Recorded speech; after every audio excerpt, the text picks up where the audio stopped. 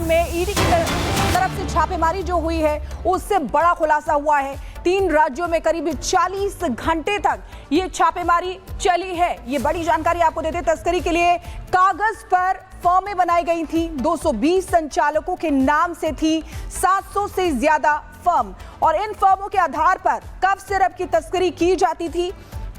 और साथ ही साथ आपको बता दें कि इन्हीं में अधिकृत कई और लोग भी सिर्फ दस्तावेजों में ही पाए गए हैं। ईडी अब साक्ष्यों के आधार पर आरोपियों की संपत्ति जब्त करने की कार्रवाई शुरू करेगी।